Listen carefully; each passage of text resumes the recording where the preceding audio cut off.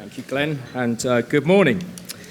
I'm glad we had such a shining example of best practice from the Midlands Highways Alliance before my talk, because I'm afraid there won't be too many examples of best practice in this presentation. But linking to the theme of collaboration, I think it's important that we do take the opportunity to learn the lessons that other people have made mistakes. So that's really the key and the link to collaboration, I think, Glenn, with this talk. So I did some research on legal reported cases where NEC contracts have been used, and I wanted to really get into understand what are the learning points we can find in terms of how to use NEC or how to interpret it. And it wasn't just about looking at the adjudication procedure. If there was an adjudication enforcement procedure, what was the dispute underlying that went to adjudication in the first place, and try to glean as much information as possible. When I set out to do this research, I thought there'd be 10, 15, 20 cases. Turned out to be 40 cases. It turned out to be a bit of a handful in terms of preparation for this session. I was looking for the points of interest, but in most of the time you don't find any in terms of the NEC contract itself. It's really quite tedious and time-consuming. There are so many reasons people get into dispute, would you believe? Anyway, when I did start, I thought, okay, let's get geared up. I started through the cases, got them all downloaded, started reading through them. I only got to case number 4. Case number 4 nearly destroyed me, quite frankly. It was so hard. It was so complex. It was so lengthy. I'll tell you a bit more about it later. When I get on later on, I'll talk about case 36. That has also attracted a lot of opinion and outrage from the industry, so I've got some interesting comments on that as well. That's a good one. The aim of this is to share the learning outcomes from the cases. I'm going to focus mainly on the cases where there are real sort of NEC points of learning. So to start off with a bit of an overview, out of 40 cases analysed, 23 were adjudication enforcements. And what I mean by that, they were either actions brought to enforce the adjudicator's decision that hadn't been complied with, or some sort of Part 8 proceeding seeking a declaration that the adjudication was invalid. So as I've said, I tried to look under the skin of these to see any real NEC learning that came out of the underlying adjudications, not just the procedural issues that were in play in the courts. That's an interesting statistic. 25 were at Tier 1 and 15 were at Tier 2 of the 40 cases I've identified. Now, that was kind of the other way around than I expected. There was something that I felt there would be more disputes at Tier 2. There were obviously more Tier 2 contracts than there are Tier 1 contracts. And I had a feeling that there were less collaboration going on at Tier 2 in some way. But these are the facts. I'd be interested if anyone's got any views on why we see, of the 40 reported cases I could find, 25 being Tier 1. I'm not sure what the answer is to that. Yeah, you can say Tier 1's got more money. Tier 1, the bigger contracts, but there's so fewer of them, you know. But yeah, it could be that they are simply bigger sums of money being argued about, therefore they support the need to go to dispute resolution. 10 were NEC 2, 30 were NEC 3. That was kind of in line with my expectation. NEC 3 grew substantially in use since the year 2000, when the first case I found on NEC 2. That's about the right way around. Looking at the types of contracts, 15 were ECC or ECS options A and B, and 7 were option C. Now that met with my belief, if you like, that disputes are more easily resolved or less likely to become serious under target contracts. There's many ingredients in target contracts, I think, that reduce or help parties to avoid disputes. So I wasn't surprised about that. There were a bunch, I think 7 cases where the option wasn't identified simply because it didn't get into enough detail about the underlying issue. It's more adjudication procedure, perhaps. And then you see there you've got the TSC and TSSC, 6 cases, and a few scattered on others, PSC, framework agreement, and the supply short contract. So when I went through, and you'll see this on the A3 sheets I've handed out, I've tried to identify, either for the underlying adjudications or from the issues rehearsed in court, what the key issues were or the causes of dispute. It's kind of like a little bit of license for me to use my judgment on this, but 15 of them were arguments about payment. No real surprise, I don't think, there. 7 were where the conduct of adjudication was itself a problem. There were 7, whoops, let me just catch up with my pages. 25 were payments, let me get my facts right, 25 payments, 16 conduct of adjudication, 7 where the contract preparation became a problem, they filled the contract out wrongly, or pretty much that. 4 where contract amendments had itself caused the dispute, I thought that might be higher, and 5 cases where I felt there was a real question or discussion about NEC interpretation that would be useful. So, arguments about payment, just to give us an example, they come in all sorts of shapes and sizes. So this case number 9, I thought I'd just highlight a couple here. Devon County Council engaged Celtic to build a composting facility in Devon, would you believe? The works were completed and there was an argument about the final assessment. In fact, to call it an argument is a bit of an understatement. There were 9 attempted references to adjudication, 1 attempted reference to arbitration. Most of these references, by the way, got aborted or stopped on jurisdictional grounds, procedural issues. It comes out in the court during the enforcement of adjudication number 8 that one of the parties is actually insolvent, and they have a creditor, which is a claims consultant, to be unnamed in this seminar, who is representing them in all these legal actions. They've also signed a deed of assignment with Celtic so that any proceeds of the disputes go straight to the claims consultant. Now, it's fair to say I think the judge was fairly unimpressed with all this, and in particular, the adjudicator was not able to take any account of the supplemental agreement around assignment, and so any monies had to go to Celtic. So that was the interesting one. Nothing to be learned about NEC in this payment dispute. I was giving you as an example of what the variety there is. And another good example of a payment dispute, you'll recognise this sort of thing.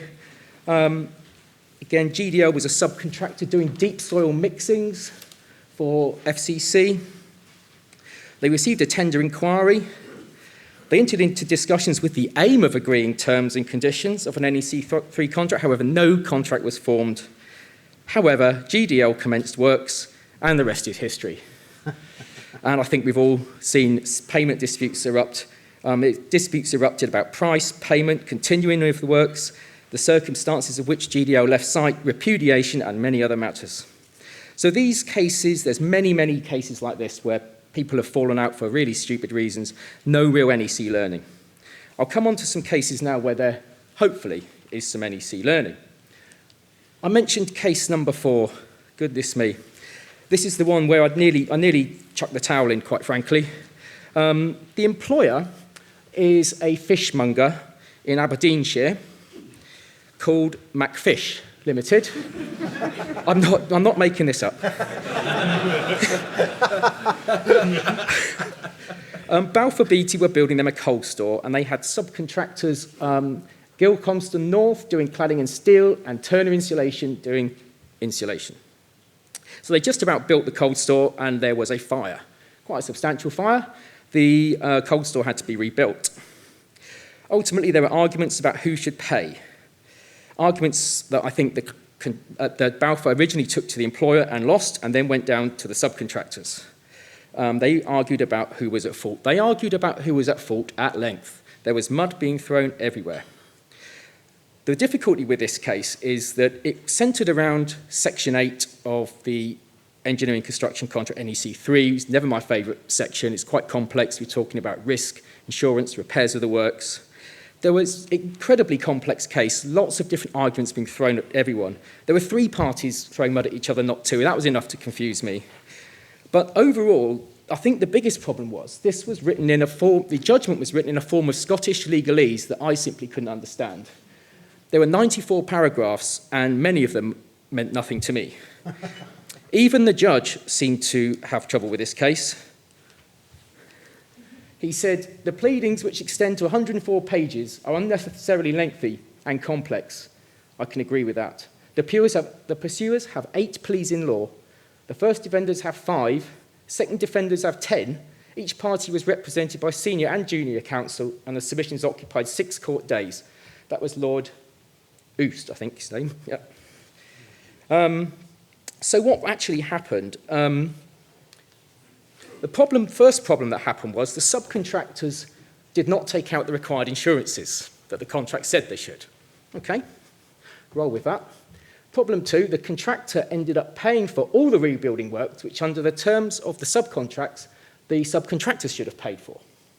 So now the contractor is in a position of trying to pursue the subcontractors for money that they have caused the fire, and he went about it in a way where he threw mud at them both and claimed them to be jointly and severally responsible, nothing to do with him. Now, this is where he ran into problems, actually, because whilst he might try and blame the subcontractors jointly and severally, and he threw plenty of arguments about them, about you shouldn't have been welding next to the insulation, and your insulation, you knew that welding was being done, you moved your insulation closer to the welding. Ultimately, what both subcontractors did was, in law, the contractor is responsible for himself and his subcontractors. So each subcontractor picked Balfour's off, throwing their own evidence back at them on the fault of the other subcontractor. Does that make sense? Yeah. So this really backfired on Balfour. So this was the first thing for me to try and work out. So far, no NEC learning, just, basically be careful how you portion blame. So what the contractor was trying to do was, using the indemnity provision, was to claim the money back from the subcontractors that he paid out to rebuild the works, on the basis they owed him an indemnity under the subcontract for events which were their risk. What the subcontractors threw back at the contractor was the liability of them to indemnify them is reduced if the other party's risk contributed to the claims, proceedings, compensation and costs. In other words, he was hamstrung with the evidence he'd given about all the other faults of his other subcontractor in the case of each subcontractor. If that makes any sense. Overall, it wasn't a bad case for NEC. The NEC scraped through. The court noted Clause 8 contained coherent and comprehensive scheme, although it is complex. Clause 83 was found to apply. A subcontractor's liability is reduced where there has been negligence on the part of the contractor. Another point argued by Balfour's failed. The remedy for failure to take out insurance is as set out in the contract. The contractor takes out the insurance. He cannot now claim the damages he would have claimed from insurance if the insurance had been taken out, if that makes sense. And overall, the argument of joint and several liability of subcontractors was thoroughly thrown out by Lord Oost. So a little bit of learning there, I think, although it is a complex one. I had to cover it off. Oh, yes, so even when we got to the decision of Lord Oost, I thought it might be my crowning moment, having waded through the whole judgment. This is what he wrote, and I still don't know to this day what it means. Answers on a postcard, please.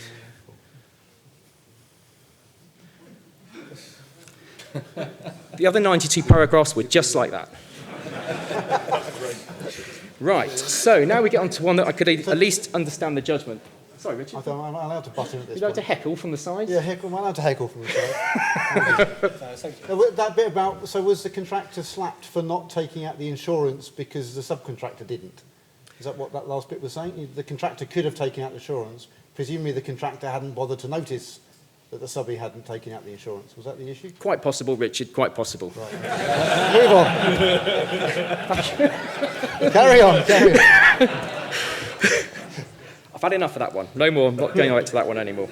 Now, this was... where am I here? What did I just... Was this number second one I was looking at? Yes, okay. So this is case number 8.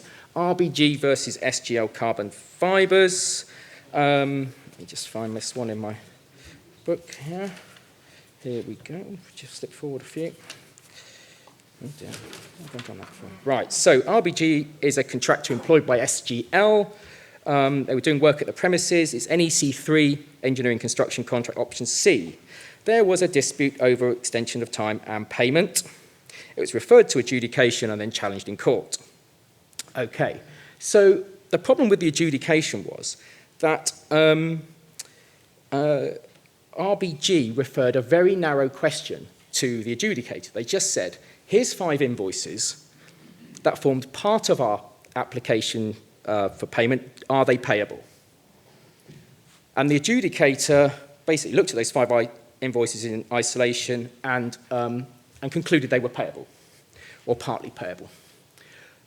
Obviously, this was challenged, and the key point that was considered by the court was the overall payment assessment needs to take into account the NEC mechanism for payment. It's got to look at the price for work done to date on a cumulative basis. Therefore, a previous overpayment should have been taken into account, and the adjudicator should not have just looked at the 5 invoices in isolation. So back to, the learning is fairly basic, really. Read the contract. Payment is assessed using the price for work done to date on a cumulative less previous basis. So the adjudicator's decision was not enforced. But I think there's many people in this room would have come to the same conclusion. Right, so this one here is a contract where Atkins were appointed by the Secretary of State for Transport on a 5-year road maintenance project. So essentially a dispute about potholes. It was on the NEC 3 term service contract option A, and there was a dispute about the amount and the cost of the potholes that Atkins had to repair. Atkins claimed that the prevalence of potholes was more than they had expected, and they claimed a compensation event under a bespoke provision, which was an unforeseen conditions clause which had been written into the term service contract by the project. It was referred to adjudication, and the adjudicator found in favour of Atkins. So the authority referred it to arbitration. The arbitrator disagreed with the adjudicator, and Atkins disagreed with the arbitrator, and this is how it ended up in court. So basically, the court decided they did need to look at it upon the application made by Atkins. But it focused around a provision. Actually, the reason this is quite interesting is because even though this was patched into the term service contract, it is a provision that occurs in the engineering and construction contract on the unforeseen provisions clause. I think it's 60.112. We get something similar. You find a defect or you find physical conditions are unexpected, and it comes to this bullet at the bottom that an experienced contractor or consultant would have judged at the contract date to have such a small chance of being present that it would have been unreasonable for him to have allowed for it. Now, obviously, Atkins were claiming that the quantity of potholes was more than they expected. But the contract was clear. The court found the contract was clear. Atkins were expected to repair potholes. It's one of the main things they had to do in the contract, winter maintenance. And they claimed to see under 61, but the judge didn't see it. The contract expressly anticipated repair of potholes, but the court saw the test of this subclause being more binary. It was about the existence or not of a condition and whether it had such a small chance of occurring, not you couldn't apply it to a quantity. In other words, the judge was saying, I'm not prepared to interpret this clause as imposing a remeasure provision after a certain quantity is found. It's an existence or it isn't. I found that quite interesting because I've had similar situations where I was wondering whether certain quantities of unforeseen conditions would trigger that clause. And according to this court judgment, no. It's the existence itself that triggers the clause. Okay. Right, so then we move on to number 17, Farily M&E versus Byrne Brothers. Farily is a subcontractor working for Byrne Brothers on a project to refurbish Hammersmith Tube Station. Did they actually do that? It still looks a bit scruffy to me, but this was on NEC 3. Take them to court.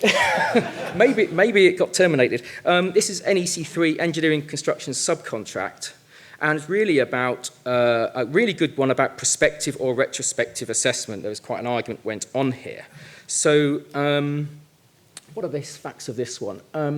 So first of all, we know what the rules are. The changes to the prices are assessed as the effect of the compensation from the actual, of the work done, the forecast for the work not yet done, the resulting fee. But key, the date when the contractor instructed or should have instructed the subcontractor to submit quotations divides the work already done from the work yet done. So it's when they should have instructed the subcontractor to submit quotations. The point here was that, is this the one I've got a timeline? I think I have. Yes, so, no, that's the next one. So Farily were using a labour rate of £35 an hour to assess the CEs prospectively. They say it was an agreed rate, Byrne Brothers disagreed and said it wasn't an agreed rate and did not accurately represent the real cost. Byrne were assessing retrospectively using actual cost. I mean, we've all seen this sort of scenario before. I think it's fairly common. The parties agreed that the switch date is as stated, okay, but Byrne argued that the switch date moves each time a subsequent instruction is given to revise a quotation. And they say the switch date for each compensation event moved to a date when the vast majority of work's been completed, hence they were assessing retrospectively. The adjudicator looked at this, and his first observation was neither party operated the timescales of the contract properly at all. He did observe that when Byrne issued an instruction to change the works, that was when they should have issued the quotation. So he found that the switch date was before the works were carried out generally, and they hadn't been doing this. He also observed that Byrne hadn't requested a revised quotation, they just issued their own assessment, which according to the words does not move the switch date on any interpretation. So basically, the adjudicator and the court found that the works should be assessed prospectively according to those words. Okay, very clear actually. I think Byrne had a go at this, but failed to change the basis they were doing it. That's that one. Right, so this is case number 36, which we all have had an opinion on as far as I can see. Healthy Buildings were providing asbestos management services to Northern Ireland Housing Executive, which is a housing authority. They were employed under NEC 3 PSC. And again, we had an argument about compensation events, how they should be assessed. So just have a quick look at the timeline there. The instruction of change in this particular instance that was looked at by the courts was January 13. But they only requested quotations in August and October. So back to that clause, the switch date is when you should have requested a quotation, yeah? So you'll pick up that the quotation should have been requested in January. Yeah. Yep. So we've got a switch date January, though neither party seemed to recognise this. Eventually, the quotation rejected and additional work was done prior to quotations being requested. So arguments about how compensation limits are assessed, it was referred to adjudication, then to the court. The court identified two questions. Here we go, press the button. First one, are CEs calculated by reference to a forecast time charge, as it's PSC, or the actual cost incurred by the consultant? And two, are actual costs relevant to the assessment process? Okay, two good questions. The answer to both these questions was yes. Now, the first question is this or this? And the answer is yes. So I think he's answering yes to the first part. Yeah. I think the court were answering yes to RCs calculated by reference to a forecast. So they got that bit right. Are actual costs relevant to the assessment process? So the judge said yes, they are. And I think this was one where there's a lot of people commented on this. One of the things he said, to give a business-like interpretation to the contract, quotation which arises in these circumstances after the work is done, ought to be informed by the best information available. Okay? And there was other comments made, I think, why should I go groping around in the dark when they've got the actuals to look at right in front of me? Which is interesting. No, he also criticised Healthy Buildings for not giving up information in their possession as timesheets when the actuals have been done. He said under clause 10.1, to refuse to share timesheets is incongruous with the commitments in clause 10.1. This is NEC 3. So I thought that was interesting too. Yeah. So where am I on this? I know I'm going to be a bit controversial here. I might be. So I apologise for being at this, but I'm a bit of a pragmatist, really. So looking at a forecast is a prediction of what is judged likely to happen in the future. Right? Disagree with that? So what happens if you already know what happened? How could your prediction be any different? Think of clause 10.1 now, mutual trust, cooperation. Okay. And I can think of a little compensation event scenario here. Let's just say this scenario is, I've got an actual defined cost of £1 million. We've assessed it with risk and all sorts of other things at £2 million. The project manager's assessment is £1 million, presented as a forecast. project manager says, I've over-egged some of the risk. And there's some components in my forecast that won't get spent. And he manages to pinpoint a few of them. So where does this leave me as a contractor? Am I really going to trot off to dispute resolution on this? I don't know many people who would come out of a court of law with a profit on a compensation event. And I do know that cuts across the ethos of what we're trying to achieve, which is to stop people wait and see. And my team's huff and puff when I speak like this to them. You know, we get this scenario and I say, get over it. This is a compensation event. Take the compensation and move on. We shouldn't be arguing about this when we already know the outcome. And I think I'm probably at odds with a lot of people in the room. Yes. Yes. I'm with you, Matthew. So, on the topic of getting compensated and move on, who's up next, Glenn? Thank you.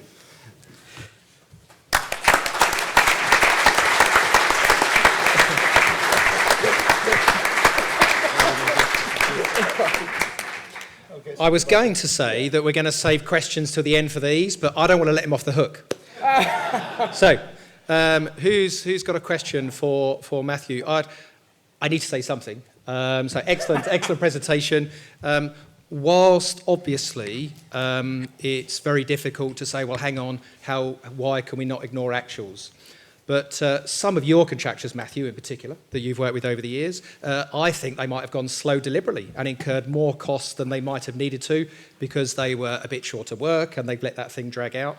So why should a client then pay actuals when a reasonable forecast would have been they could have worked at twice the rate?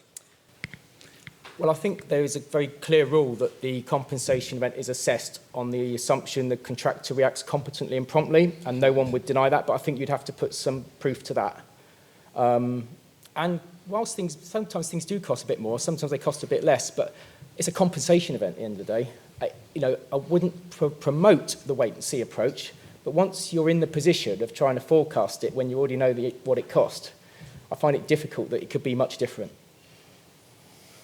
Okay, thank you, Boris. Anyone else? John, where's the mic? Chris?